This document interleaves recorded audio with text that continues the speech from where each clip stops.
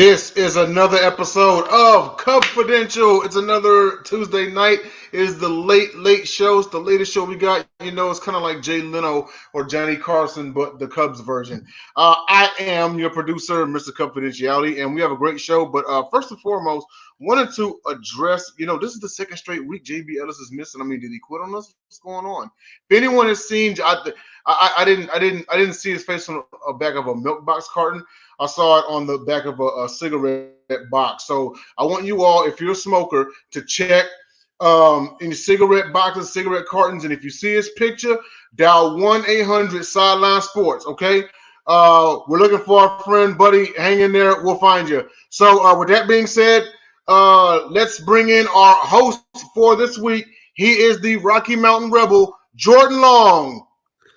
Hey Jay, how's it going, man? Hey, going pretty good, man. So something a little different. We're going to be doing a bit of a roundtable thing. You ready? I'm good to go. I mean, we are the Cubfidential, the best late night Cubs coverage. Hey, we're on a roll, so let's bring in our guests. Of course, Jennifer Matthews Lewis, JB Christner, and Steve Schwanda. Let me ask this question. Seriously, you use Jay Leno and Johnny Carson with milk and cigarette cartons. Do you want us to have any real young viewers whatsoever? Hey, some people may know who Jay Leno is, but you're right. Yeah, you kind of look like Jay Leno's kid, Jacob. Everybody's 70 years old or dead. We need a young viewership. No, Jay Leno, I'll give you the Johnny Carson thing. I mean, you basically, yeah. That's a little. I mean, we're not advocating the Marlboro Man. Come on now. No, but a milk carton. Back of a milk carton. Oh, sorry, Jordan. Do you know who the Marlboro Man is? Yeah, I was going to say. Fourth grade. I'm not even sure what you guys are talking about. I was like, Jordan doesn't know who Johnny Carson is. Here's what our viewers. Hey, and Will's chiming in like he always does. Great to have you along, Hey, Will. Will. Yep. Hey, Will. So let's start with, it's been an exciting week. I mean, we had the All-Star break. We came back and we swept the Philadelphia Phillies. Let's dive into this game, or this series, I should say. I mean, Friday, 15-2. I know we were on the chat, and one of you guys said Kyle Schwanda hit a home run. So we were down 1-0. Yep. Yeah, that was me. Yep. Because at that point you said, I think the Cubs scored a couple after that. It was like 3 or 4-1. And I was like, yeah, and the one that the Phillies scored was by a former Cub. So it was 5-0. Yeah. And then after that, I mean, 15 straight runs. It actually felt good to finally get a win. I mean, the Phillies have had a weird season, let's put it that way. I mean, they look good and then they look bad. They apparently looked bad against us. Yeah. So, I mean, that reminds me of another team. Us. Well, here's what I'm saying with the Phillies also. This is one of the things. You just keep getting everybody on the White Sox using the Phillies hot streak to say we need to get rid of Tony La Russa because they got rid of their manager and they got this new guy. And it's like all of a sudden the Phillies are horrible again. And it's like, hello, fans, shut up. Just shut up. Right now, we would take Tony La Russa. We would, yeah. Is there anything worse than a team firing their manager? I don't know if I want to, somebody who's like convicted of DWI repeatedly to be our manager. I'm just saying. Like 2,800 wins, though. I mean, you can't break that. You can't beat that. No, you can't unless you get an Uber or a Lyft or a cab driver. Yeah, it is what it is with him. But then, of course, Saturday, we won 6-2, but we had to go to extra innings. I know we've talked about the extra inning rule a ton on the show. Mm-hmm. At some point, they're going to have to change that. And hopefully, well, exactly. I agree with you. We've all said that. We won 6-2. I mean, it worked out in our favor. We scored, 4-5 in the in that 10th? But still. But how about a game where the guys 20 usually you don't have an extra inning game where you win by 4. Oh, I know. I mean, it's usually the general rule. Like it's usually a one or two runs. You don't get that much, but it just shows you how poor the Phillies bullpen actually was. Yeah. And if anybody from Philadelphia or Philly fans are watching or listening at some point or pulling it up at some point, obviously an issue of full disclosure, Bryce Harper's still out, so that kind of hurts their chances. It hurts my fantasy team. Exactly. But which is more important, obviously, at this point. And in this point of the baseball season, I care more about my fantasy team because I live in Michigan, so I'm a Tigers fan in the AL and a Cub fan in the NL. So my summer's not great. So yeah. Well, you know what this is reminding me? Well, it's my birthday, so I get the Chris Bryant jersey, not you this week. My birthday is a week from yesterday. One of the things this is sort of reminds me is one thing. I saw Rizzo hit another home run tonight, by the way. Just out there. Yeah. One of the things that this is reminding me of, like the after the season deal, is I remember when Bruce Kim came in for the Cubs as a manager years ago, and they got like, I mean, he came in a little bit late after a firing. Then after the All-Star break, they won like 12 in a row, some absurd number. And I mean, I was in those areas where I was thinking, oh my God, they're going to make it all the way back to be like Major League. Oh my God, to be like I'll be right back, though. I'm sorry. We're going to have Lou Brown. Yay. And then Lou Brown, let's go. And then I think that they lost 7 of 8. Then they ended that. It's fun when you can say stuff like, oh, they haven't lost since last Saturday. Right. I know, right? Yeah, wow, what a run they're on, but before that they lost 9 in a row. So yeah.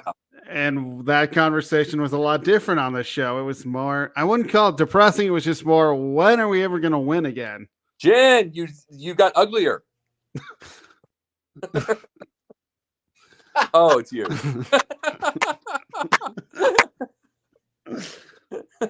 So great moments in confidential history.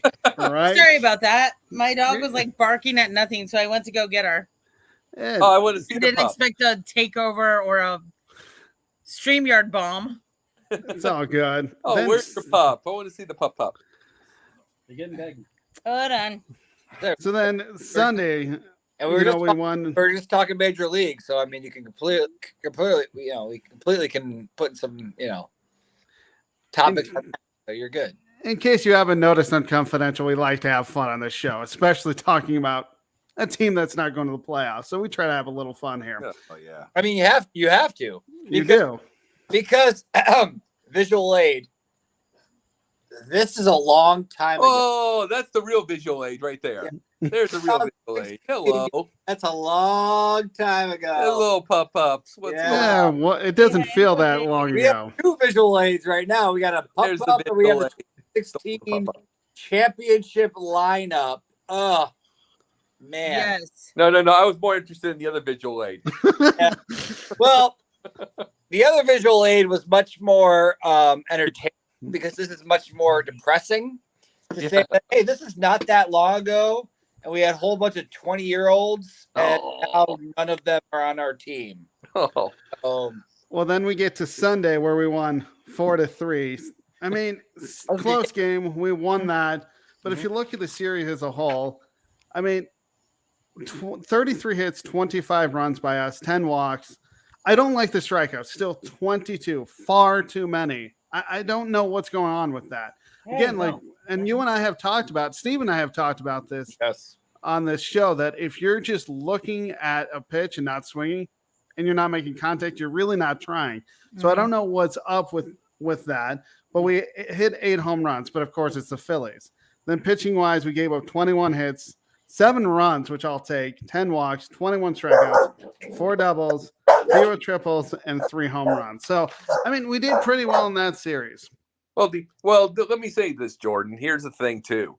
It's the fact that really overall strikeouts in the last few years have just become an absolute epidemic. It's just true. It's like, you've got to remember, we're talking about, this is just the different era of baseball. We're talking about on ESPN, Shohei Ohtani is the next Babe Ruth. He hits like 256. Hits like 256, and he's supposed to be the next Babe Ruth who was like 364. And it's like, but it's like, it is the era where that is what people will listen to. But it's like, to me, I think it'd be more exciting if we got over these ridiculous strikeouts. If people got more discipline at the plate. Oh, I completely agree. It happens on every team, though, unfortunately, not just the Cubs. Don't we get to then broach Jordan's favorite topic? His hats? No. Okay. Jordan, what's your favorite topic? Barking. Bad officiating. Oh yeah, Angel officiating. You're right. Hernandez. Yes. You're right. Joe You're West. right. That is my favorite topic. That really is on your the- favorite topic. I mean, no offense to the, the Well, they're offensive. referees, the umpires, but sometimes, yeah, I do get a little bit crazy Dude, we with were watching them. We were watching the Andre Dawson meltdown earlier today again. Like, that's just a classic meltdown. Well, especially watching him chase Eric Showitz into the watching him chase That was Joe West. Dugout.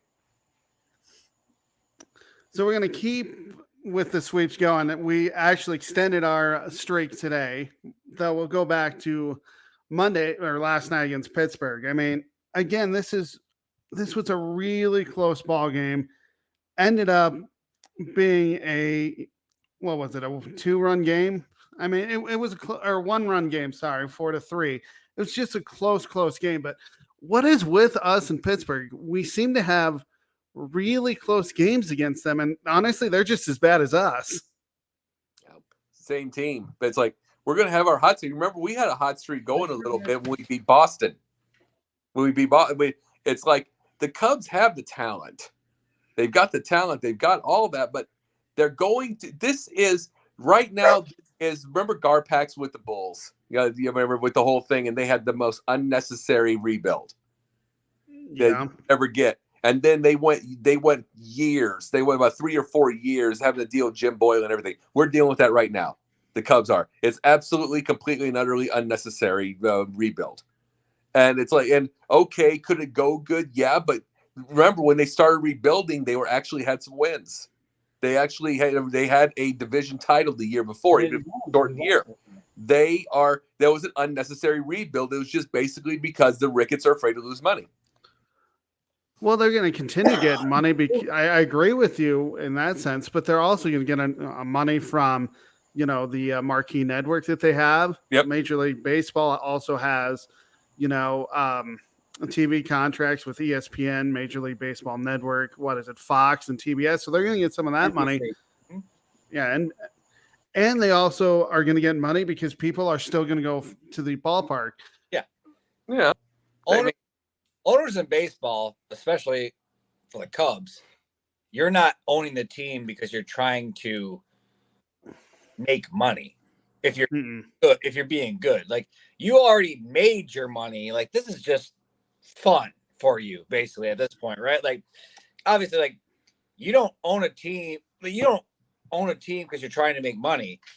You make a whole bunch of money, so you own a team. So it's like. Well, I mean, with the Steve, Cubs, to your point, they won the championship and they're done. Anyway, so, I mean, they won the championship and they're done. And sorry, Jacob's favorite Cubs movie. I just read the Quit bringing that movie up. Quit bringing that movie up. Sorry. Disgustingly horrible movie. What? Whoa. You watch Crap. Garbage. Hate it. God. Piece of This is how I know you have no kids. This is how I know. Well, of course I don't have the kids, but I'll hate it when I have kids. And hey, Jen, go on. No, because your kids will love it, and you will. No, they won't. I will make sure. No one loves the Cubs now. Shush. I was gonna say a minute ago that to Steve's point, the Ricketts got their championship and now they don't care. And they're going to say they're rebuilding, but they're not rebuilding whatsoever. They're just decimating the team. I kind of am familiar with the scenario. Yep. It's called the Carolina Panthers. Well, and I'm actually familiar with it too, with my AL team. The Tigers. Yes. The Tigers were trying, and you can say whatever you want about the Tigers. The Tigers were trying. It didn't work out, but they were trying everything they could to win a championship before Mr. Illich died. They brought in big name free agents. They once had a pitching staff of Justin Verlander, Max Scherzer, David Price, Rick Porcello. Like those were their 4 starters. Like that happened. Like they did everything they could to win a World Series when Mr. Illich was still alive. Mr. Illich passed away. We'll say, What, in lack son? of a term, it's after 11 o'clock, so we can just say it. His messed up kids took over, and now I don't freaking care. We just want to make money. We're not going to give anybody money. We'll trade anybody who's good for younger kids or prospects or whatever, and we'll just be bad forever, which is basically what it looks like they're doing. But so I'm with you, because that's what they were like. They were trying. It didn't work out. They got to 2 World Series. They didn't win out, obviously, but they were trying to get Mr. I another ring. He died, and then it was like, whatever. Who cares? Chris Illich is basically the Waltons, the Walmart Waltons. It's like where Sam actually cared about the team. That was his Walmart. He cared about his employees. And then the minute he died, they took away time and a half. They took away stock options, everything. That is what the Illiches are, the young kids. Yeah. It kind of was a little grossed out because I had to go to Walmart tonight. Not going to lie. Hey, you weren't in the people at Walmart in the website, were you? Huh? You weren't. No. You weren't on people at Walmart. We were about the to be website, though, were you? because there were some trashy people in there. They weren't trying. They successfully, 5 people successfully cut us off, and we're like, what the? Walmart, in my That's opinion, what I think of your Broncos right now, Jordan. Walmart Hey, Walmart is good for one thing, and that's for you feeling better about yourself. Because No, matter, I don't. I No always matter- get angry, and I don't like being angry. no matter But how Wonder Bar bologna is good. you're lucky you are, there's Walmart to make you feel better. See, if you want a boring website, do people of Target. I mean, Yeah. you couldn't be. You're just gonna have people rolling around. They're all rich and trying to save money. It's old white women acting stupid. Shut up. I actually can't argue with that with Walmart. You know what? I'm putting myself back on mute so Dum here can't speak. So we're gonna go back to today's game, and we won 4-2. It was 3-0 after the first. After the first inning, I was feeling pretty good. We let the Pirates score 2 in the 7th, but as I said in the chat, Suzuki hit one almost to Waveland Avenue. I think it came inches from it, but hit the back fence or the light bulb, a light pole that was right out of left field. Almost hit it off to Waveland Avenue. I don't know if we've hit one onto Waveland this year. Well, that's not a lot of power. No. Hey, question. Has anyone ever hit Alton wanted me to ask this. Has anyone ever hit a ball onto Seminary Street? The closest would be Glen Allen Hill when he hit it on that roof. Okay. Thank you. Alton agreed with you. He was testing. But I didn't know he was testing. Sorry. Oh, you're good. So, we swept the Pirates. It feels good to be on a 6-game winning streak. But this actually segues into our next little topic here. With Wilson Contreras. Wilson Contreras basically, I think it was yesterday's game. He basically had a quote saying that after tonight's game, which was last night, I'm trying to appreciate everything that Wrigley Field is. I'm thinking about all the memories that I've had here since 2016. From 2019 until now. Contreras said, it's probably, I don't know, but probably my last homestand with the fans this year. It's tough for me, and it's really tough. That just says he knows the writing is on the wall that he's going to get traded. Oh no, he already knows where he's going, probably. I don't know if he knows where he's going, but no, he does. He does. He does. His agent's got it. He does. Yeah, I think it was agreed upon. What, the Mets? Because that's what I've seen. I've seen half to the Yankees. I see Detroit Tigers. To the Mets, but whatever. Pick Atlanta. Hey, I would love Contreras to the Tigers. What if it was Atlanta? It wouldn't help us because we're still bad, but I would love Contreras to the Tigers. But no, I think we saw it on this post, but maybe I get my Cub fan text messages screwed up. But there was a moment. Well, there's a few moments. There was the moment tonight between Happ and Contreras. where they were the last two. Heartbreaking. Yeah, Oh, baby. last Come two. on. Yeah. And Hap will probably be next. Probably. Don't get You me know, started. Don't get me started on that. But yeah, it showed the two of them, hugging and embracing and whatever. And then there was a video of Contreras basically saying to, I think he was just talking to, because I didn't hear background sound, so I don't think he was, tuned into the audience at the at Wrigley today, but from the TV audience of him saying about how I appreciate the fans, I love the fans, like, I thank you so much, I love you so much. We don't know what's coming, but I just want to thank you so much. It definitely sounded like a guy who knows he just played his last game at Wrigley. And as much as I don't like it, actually I hate it, especially in Ian Happ's case. I love Ian Happ as I'm wearing an Ian Happ jersey, as I have an Ian Happ rookie card right here. Like, I love Ian Happ. I get it as a business standpoint, and especially Ian Happ is about to turn 28 in like 3 weeks. August 12th is his birthday. To me, I was like, you're 27 years old right now, about to be 28. To me, I'm like, how are we not investing in this person? But last year, they gave him a pay raise from $681,000 to $6.5 million on a 1-year deal, which to me is basically saying, business-wise, thank you, Taylor, for barking and ruining this segment. Business-wise, is saying, hey, we're not going to be good next year. We're literally signing you for the sole reason of trading you at the deadline.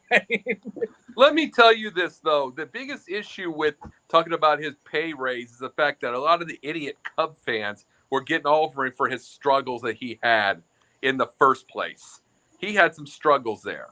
And it's like, and this is why you don't listen to fans ever, because he's come back. But one of the things I'm think about when it comes to a trade like this, and it's absolutely simple, is I think of Freddie Freeman and the whole Casey Close situation. And it's the fact that agents and lawyers run these things now. Mm-hmm. They run, because how many times have we heard, like 2 or 3 different times now, that there could be a return by Anthony Rizzo to the Chicago Cubs? We heard these little rumors, and I mean, maybe or may not ever happen, whatever. But here's the thing about this: it's like, if it's that way, it means he did not want to go in the first place. It's like these absolutely he didn't want to. No, these agents and these lawyers and everything like that, and the owners, it is all them. Yep. Oh yeah, absolutely. It is all them, because look at Freddie Freeman when he was in SunTrust Park picking up his ring, and he was crying. He did not want to leave that place ever. And it's like, the part of the we talk about that we want to see loyalty with these teams, and we don't get to a Mike Trout's. And the best of both worlds, obviously, if you can do it right. Mm-hmm. If you say, hey, we like you. Yeah. We want to re-sign you. You like it here. You want to stay here. Great. We're going to trade you to this team for a couple prospects. And then in free agency, we're going to sign you to another deal.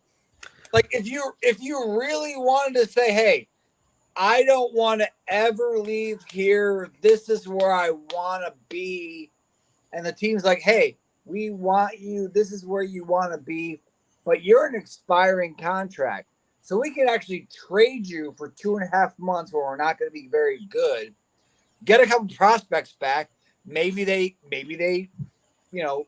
pan out, maybe they don't. Obviously, you never know. That's why it's prospects mean nothing until production. But this is the era of unrestricted free agency, though. Guess who shows up? Guess who digs in under there? Guess who comes through? The Yankees the Yankees, the Red Sox will get theirs, Cardinals will get theirs, and Cardinals always get theirs. Why do you think they got Paul Goldschmidt? This is you still have the option to sign wherever the frick you want. Well, That's true, but there's it's also very a lot of rare money. that's going to happen. There's also a lot of money. It'll be for less money, but if you really are you're really serious about doing it, and the team's really serious about doing it, I mean, truthfully, and this is a huge tangent, so I don't even want to say it, but I'll quickly say it. Every pro contract should be incentive based. Every single one should be incentive based, because that is the biggest problem with, I think, baseball contracts more, but a lot of contracts. Teams pay you for what you already have done, not what you're about to do. That is true. Hey, let me comment to Will's comment. I was actually about to post on Facebook. Will, there has been a lot of talk about the Contreras brothers playing together. So never say never, baby. Never say never. I just don't think Wilson Contreras is going to go to Atlanta. It just doesn't make sense. I mean, I honestly could see him with Baltimore over anywhere, because we were talking. Like, there were rumors about William going up to Chicago for a minute. So, and then I'm confused with Baltimore because they're last in that division. And plus, we don't want to make Shearer just a gut feeling, boys. Just a gut feeling. I called Carolina and I called Boston. We don't want to make Shearer happy. I mean, you got to realize that. I mean, we're making Shearer happy. We don't want to do that. That's true. Very good point. Which is, by the way, that's the O show here on the Sideline Sports Network. Yep. But let's go to a little bit of sad news. We saw just this past week that Dwight Smith, he passed, and he was actually with the Chicago Cubs actually started his career with the Cubs from 1989 to 1990. Well aware. Yeah, he was drafted in the 3rd round of the 84 MLB draft. He started out with the Pikeville Cubs of the rookie level Appalachian League. And he worked his way up. And we were watching some clips earlier, because I think I've mentioned that, like, my father-in-law is a huge Cubs fan and a huge Orioles fan. And that could happen. Never mind. He grew up in Baltimore, and in North Carolina, all you could get was the Cubs. I looked for a second. I was like, "Oh, it's baseball. You could be an AL and L team without any problem." Yeah, absolutely.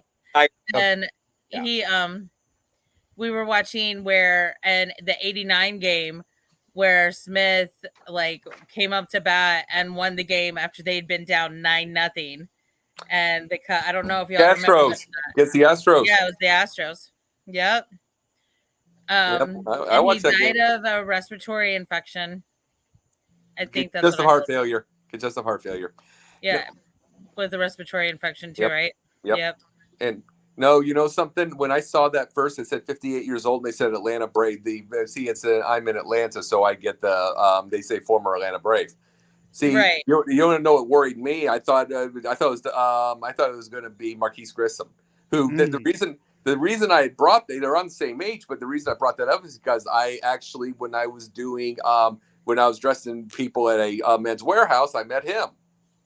I met him. Really? And I was helping.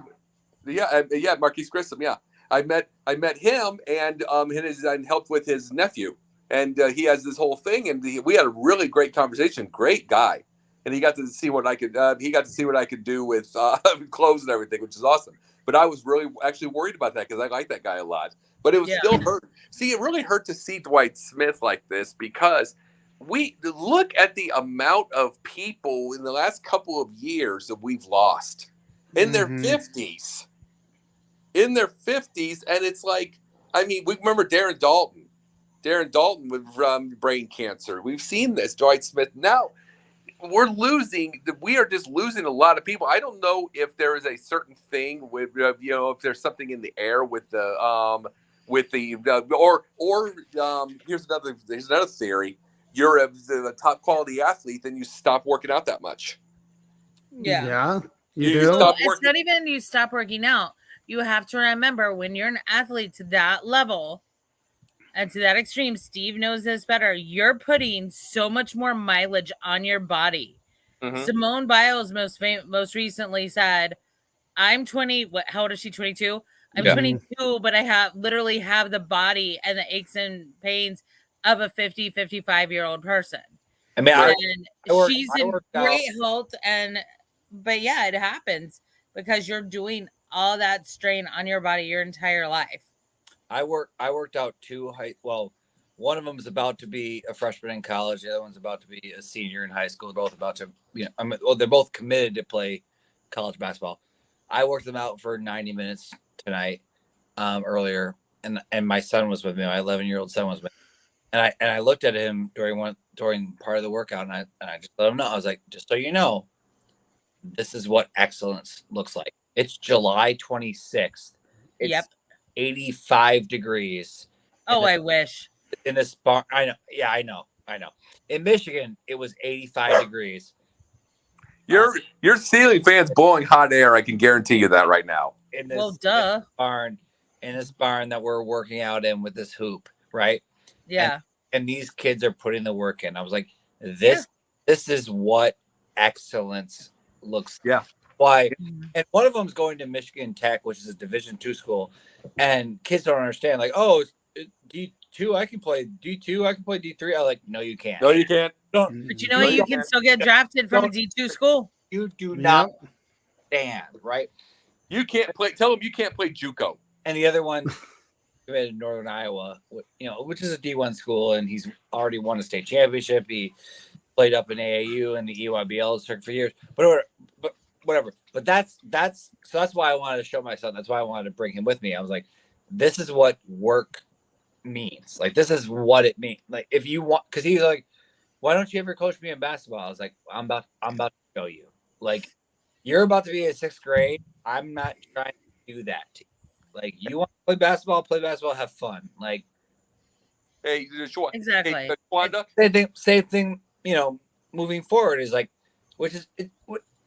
it's always classic that obviously none of us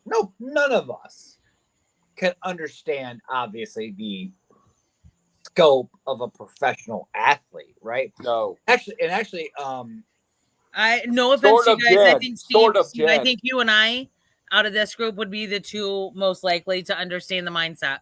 No offense to you guys. Just I was a competitive swimmer my entire life, college scholarship, all that.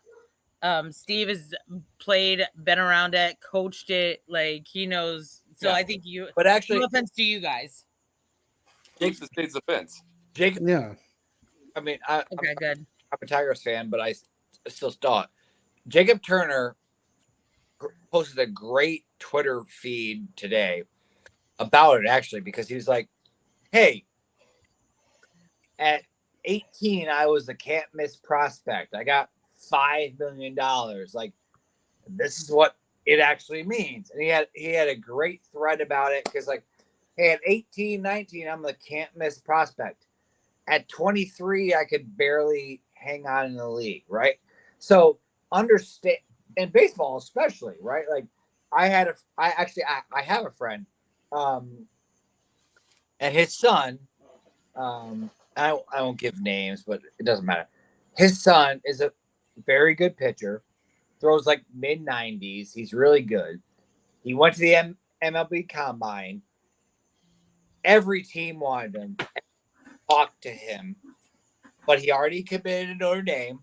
He wanted to go to college. He wants a degree. Mm-hmm. So he basically told him, like, hey, I have a number. If you're going to reach that number, then draft me. We'll talk. You don't want to reach that number? I'm going to go to college. So he even though he went to the Combine, he talked to all the teams. He did all the stuff. Like, he effing killed it. Like, he's really, really good. I'll say it. David Lally Jr. You're going to hear his name in 3 years. Thank me later.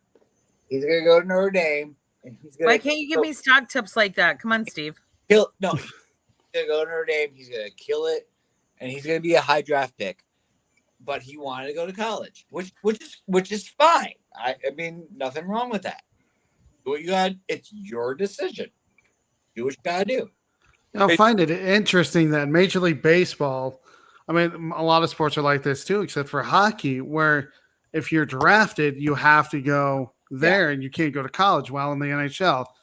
What do we see? We see a lot of these prospects playing college hockey to get their, game a little bit better. Yeah. I just find that very Hey guys, I'll interesting. be right that you back. have I'm that- straight to interrupt. that you have to make a choice between going to college and playing pro baseball. I find it very interesting. Dave, here's the thing. There is a reason your kind of stuff that you talked about. Now, see, you've been coaching at a deeper level than I've been, but I know I could. See, you have to understand this, though, when I bring this. There's a reason I created Pundits Pundit. What you said, the things that you talked about. Because I'm tired of pundits and I'm tired of fans. I'm tired of the attacks. I'm tired of people not knowing what they're talking about, what excellence is.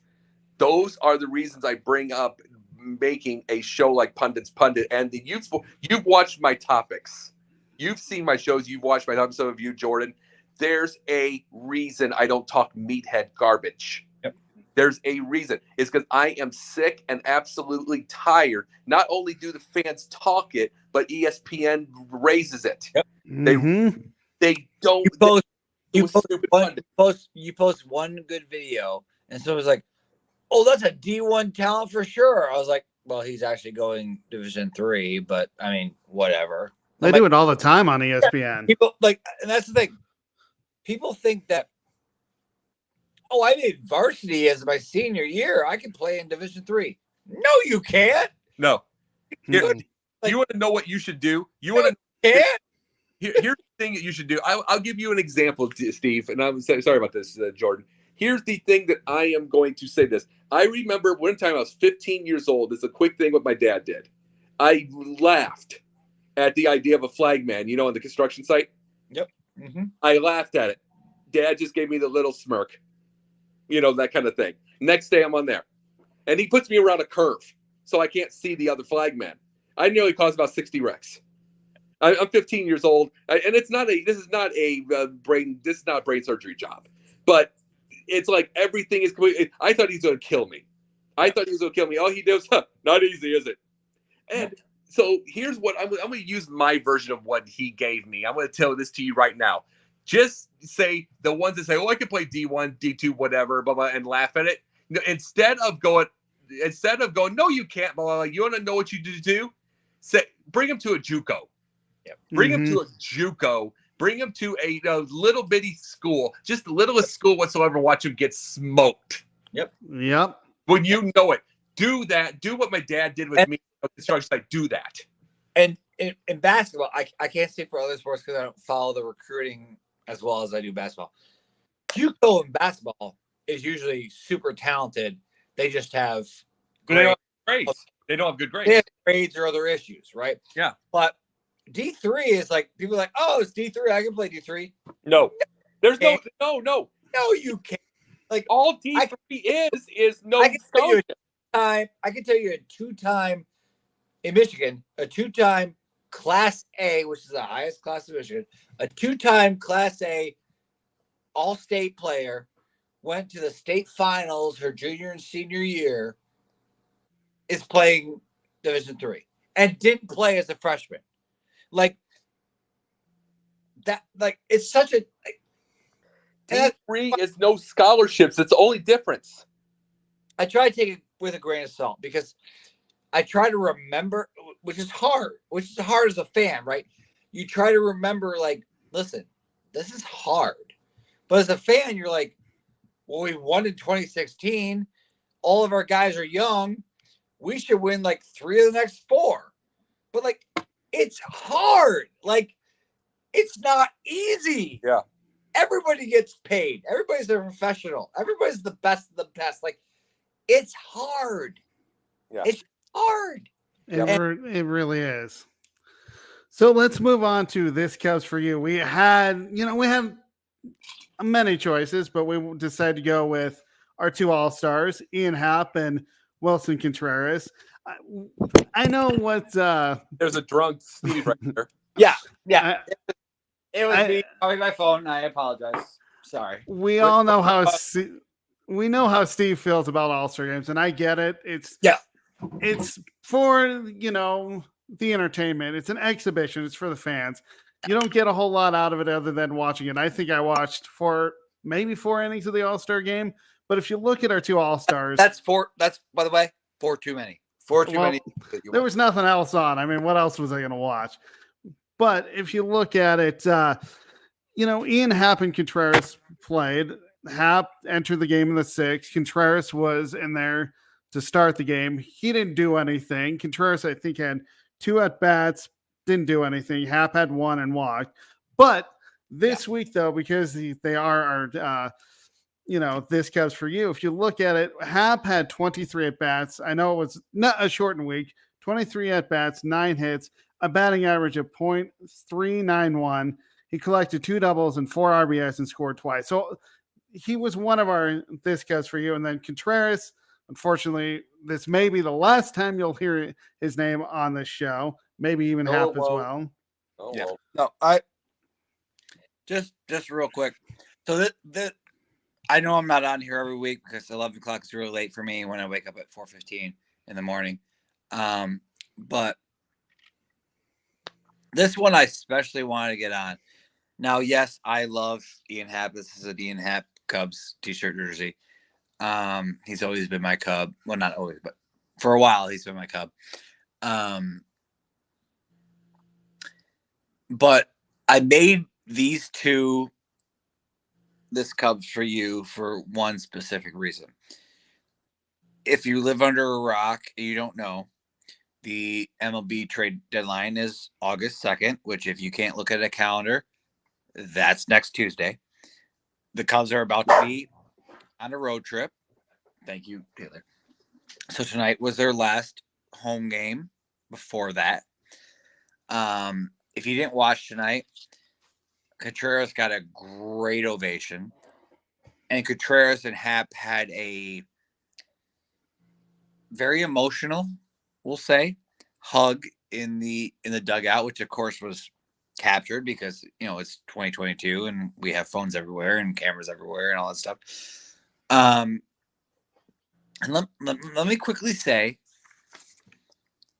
I get it. I do understand professional sports, as much as we don't want to believe it as fans, because the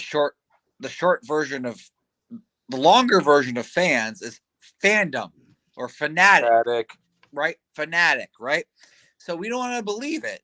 But in its smallest, simplest form, sports is a business.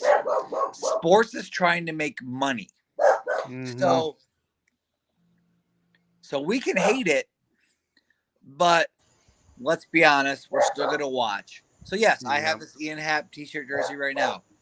Ian Happ is my Cub. I've already showed this once today. Here's my Ian Happ Bowman Chrome rookie card, right? Like, I love Ian Happ, right? But you know what? I'll show it just because it's right here. Before Ian Happ, Derek Lee was my Cub. Because he hit a grand slam my first game at Wrigley. So I guess I'll just say it while we're here. You guys can all yell at me or in the comments. We're not going to yell at you. I did not like baseball growing up. I played soccer and lacrosse. I didn't like baseball. I got to college. I slowly started to like baseball. All my roommates like baseball, blah, blah, blah.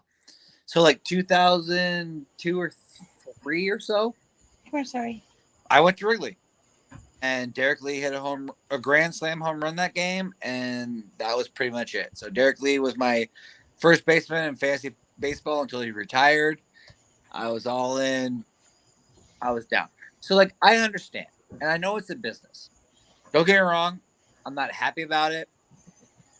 I expect Ian Happ to be traded because it's probably the smartest decision for business. Where do you think he's going to go? Well, I know the reports are him to the Yankees and Contreras to the Mets is the latest report. For a while, I heard that there were teams that were shopping to get both of them. But I feel like, I'm hoping, knock on wood, I'm hoping the Cubs were like, if you're getting both of them, you're giving us like 2 major league ready players and like 4 prospects. That's the only way a trade's going to work if you're going to trade Right? both of them. But I mean, seriously. So I'm hoping that that's what happened, and then people are like, "Oh, I can't give you that, so we're not going to get both of them." I can't So see that. I Yeah. can't see the major league players because they're just going to be gone. It'll be a rental. The Cubs just are not ready. They're not ready for the thing, but they're just going to leave. I can't argue with that either. I just wish I understood the thought process. The thought process is you're trying to, well, at least in my money. mind, well, save money, but you're also trying to give them a chance to go to a winning team to do something special in the postseason. Well, you want to give them a chance to go to a winning team and do something special, but I think as an organizational standpoint, the worst thing they can do is make them walk for nothing. Right. Like even if it's a prospect that doesn't pan out, which let's be honest, prospects don't pan out all the time. That's why they're called prospects. Well, they're called prospects. You at least have to try, right? For sure. You got to get something back. Let somebody walk for nothing. That's the worst idea because That's the worst thing you could do. Because if you get a prospect back for him, even if that prospect is bad and that guy that you traded was on. He passed out. Where did he go? Passed out. I don't know where he went. Let me bring the part. Like, here. did Starry do that? Like, he she brought- just took them out and sit down. He brought up something.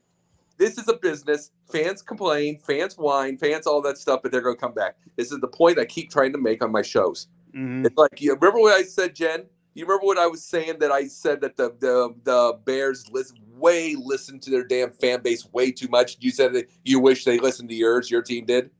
Remember when you said that? The thing is, this is the issue about me with the whole thing with fans. Quit listening to them because they're going to complain. They're going to pretend. They're never going to come back. They do anyway. They want their entertainment. You got to quit this. They got to quit this whole thing, and because they will see. The one thing I give the Cubs credit for is they didn't get rid of Happ when he was 164. True. And the fans were just whining ridiculously, and luckily the Ricketts did not listen. There are teams that just constantly listen. Quit. The Bears are one of them. Quit listening to fans. Ignore them. They will come. They will always come. That's true. I mean, they'll do it on talk shows. They'll do it on the boards. I mean, you're right. Fans are thinking they run the show. They don't. Well, they keep to run the Bears show because it keeps happening. Their crap keeps happening. So we're going to move on to 1989, a year Jacob remembers fondly. I mean, Cubs won the National League at East, but I mean, it's interesting to think they were in the East because now they're in the Central, but it has to do with the fact that divisions were all different. Yes, but we know that prior to this, the Cubs went to the playoffs in 1945, lost the World Series, and we know that was the start of the curse of the Billy Goat, lost to the Detroit Tigers. Of course, then, 1984, they went to the playoffs, lost to the Padres. But if you look at it, there were only 4 teams that earned a playoff spot in 1989.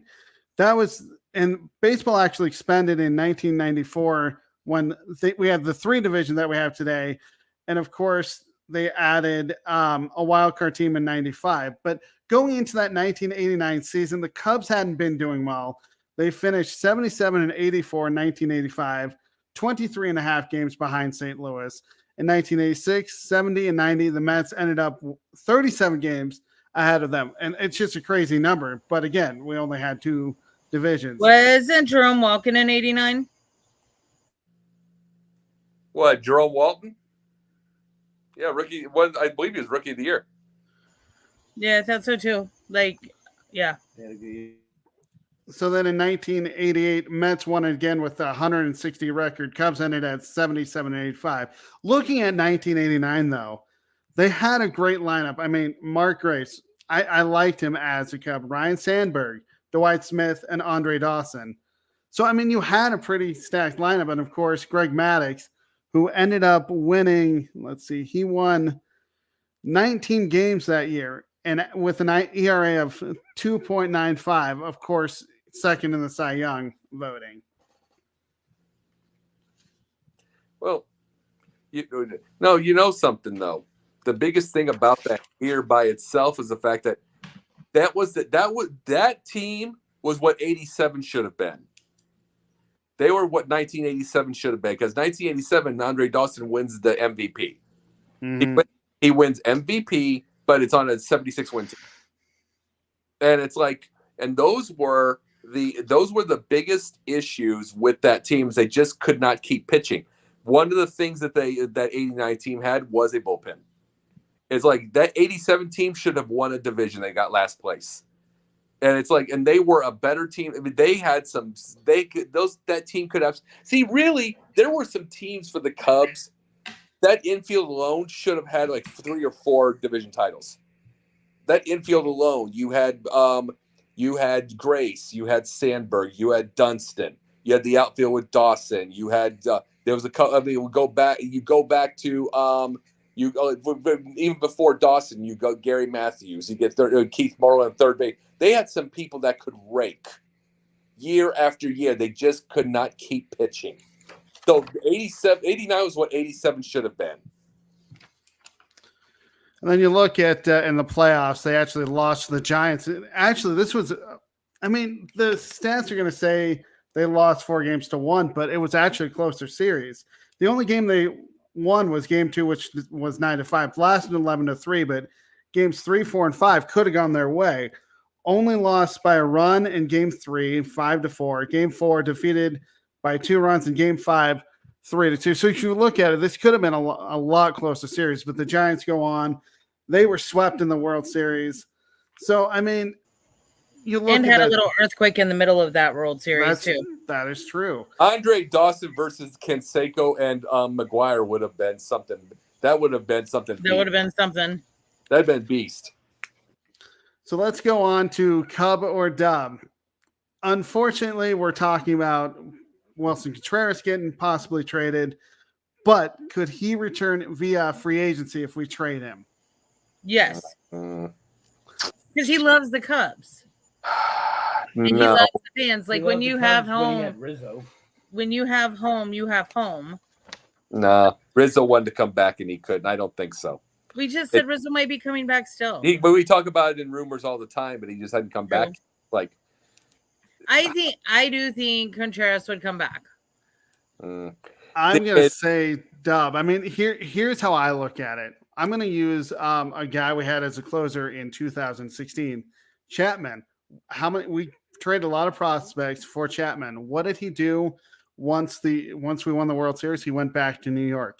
So it's really hard, I think, to go back to a team. It's not to go back to a team that traded you. Yes, Contreras loves the city, but if he goes out and let's say he goes to a team that actually goes far in the playoffs and actually has a chance next year, would he really want to come back to a team that's rebuilding with the Chicago Cubs? Or do you go to the White Sox? Or do you go to the White Sox, who are pretty cooked? Well, I don't think it's just the city he loves. Think about his statement.